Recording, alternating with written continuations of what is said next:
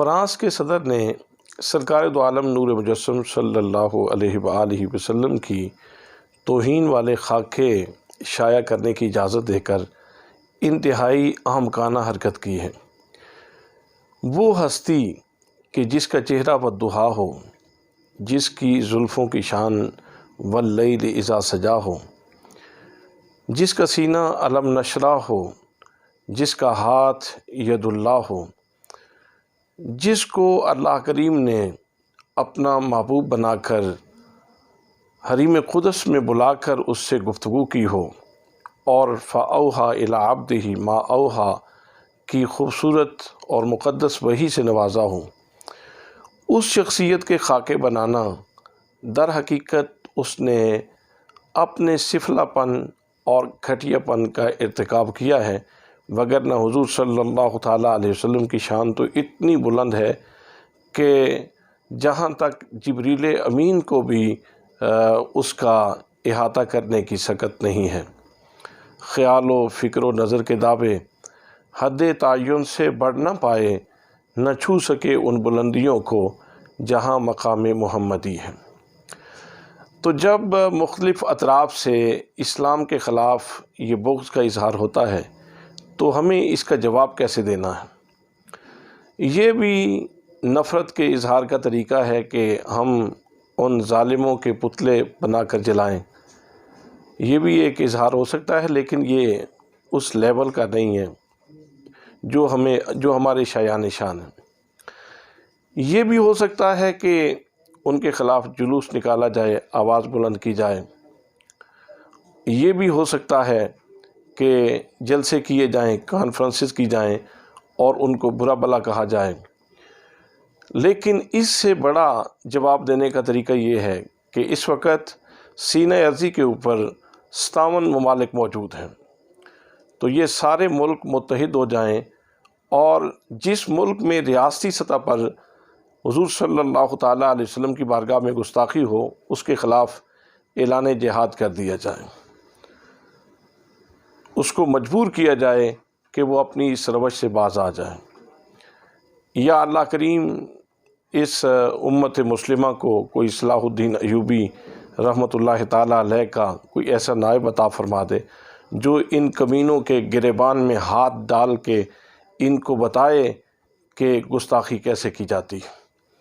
اور ان کو جرأت کیسے ہوئی کہ انہوں نے حضور صلی اللہ تعالیٰ علیہ وسلم کے خاکے بنائے۔ ان ساری باتوں کے ساتھ ساتھ سب سے معقول طریقہ جواب دینے کا یہ ہے کہ حضور صلی اللہ تعالیٰ علیہ وسلم کی سیرت میں آج بھی اتنی اٹریکشن، اتنی جاذبیت، اتنی بیوٹی، اتنا جمال اور اتنا حسن موجود ہے کہ اگر وہ حسن ہماری سیرت کا حصہ بن جائے، ہماری زندگی کا حصہ بن جائے، تو ہمارے اپنے اندر اتنا نور آ سکتا ہے کہ جس کو دیکھ کر کافر کلمہ پڑھ لیں۔ اگر امت مسلمہ کے تمام افراد تہیہ کر لیں اور واقعی ان کو جواب دینے پہ آمادہ ہوں تو حضور صلی اللہ علیہ وآلہ وسلم کی سیرت کے اوپر عمل کرنا شروع کر دیں تو ایسا ممکن ہے، اور تاریخی شواہد اس کے اوپر موجود ہیں۔ یہ فقط مبالغہ نہیں ہے، یہ فقط دعویٰ نہیں ہے۔ آپ دیکھتے ہیں کہ حضرت خواجہ معین الدین چشتی اجمیری رحمۃ اللہ تعالیٰ علیہ نے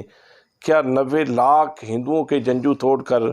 ان کے سینے میں ایمان کا نور نہیں اتارا تھا؟ کیا حضرت امام محمد جو فقیہ تھے ان کو دیکھ کر کافر کلمہ نہیں پڑھ لیتے تھے اور یہ کہنے پر مجبور نہیں ہو جاتے تھے کہ جب ان کا چھوٹا محمد اتنا خوبصورت ہے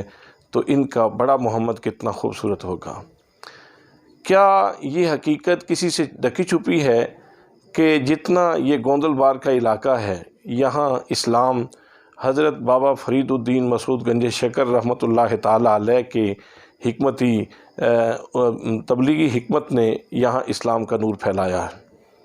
اور آپ کی شخصیت میں جو نور مصطفیٰ صلی اللہ تعالیٰ علیہ وسلم کی چمک موجود تھی، اس نے لوگوں کو گرویدہ کیا اور لوگ مسلمان ہوئے۔ کیا یہ بات ڈھکی چھپی ہے کہ دین اکبری جو غلاظت کا پلندہ تھا، حضرت مجدد الفسانی رحمۃ اللہ تعالیٰ علیہ نے اپنی تبلیغی حکمت سے اس کی اس ساری غلاظت کو دور کیا اور اسی کے بیٹے سے آپ نے اسلام کا نفاذ جو ہے وہ کیا۔ اور یہ کل کی بات ہے، پاکستان بننے سے پہلے ایک بزرگ گزرے ہیں جن کا نام تھا حضرت خواجہ غلام حسن سواگ رحمۃ اللہ تعالیٰ علیہ۔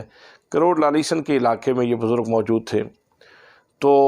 ہندوؤں نے ان کے اوپر کیس کر دیا کہ یہ بزرگ جو ہیں یہ ہمارے لوگوں کو جبری کلمے پڑھاتے ہیں۔ تو آپ نے فرمایا میں تو جبری کلمے نہیں پڑھاتا۔ عدالت میں کیس کر دیا گیا تو سکھ جج تھا، اس نے آپ کو طلب کر لیا، ہندو بھی چلے گئے اور حضرت خواجہ غلام حسن سواگ رحمۃ اللہ تعالیٰ علیہ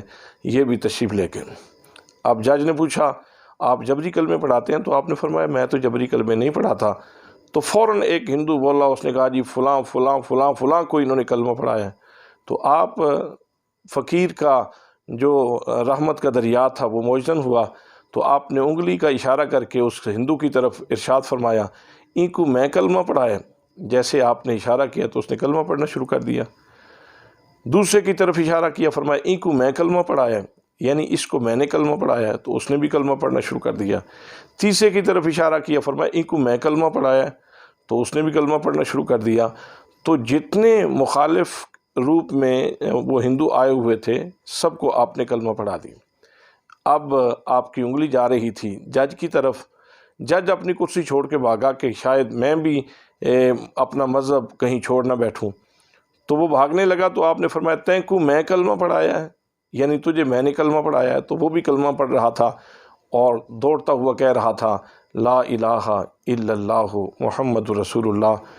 ہم یہ سمجھتے ہیں کہ مناسب ترین، معقول ترین اور مؤثر ترین جواب یہ ہے کہ مسلمان حضور صلی اللہ علیہ وآلہ وسلم کی سیرت مبارکہ کے فیاض چشمے کے جتنے قریب ہوتے چلے جائیں گے اتنے خوبصورت ہوتے چلے جائیں گے، اور ان کی اپنی شخصیت میں اتنا نور ہوگا کہ ہو سکتا ہے آج کا خاکے بنانے والا کل ان کا گرویدہ ہو کر، ان کے اخلاق سے متاثر ہو کر مسلمان ہو جائے۔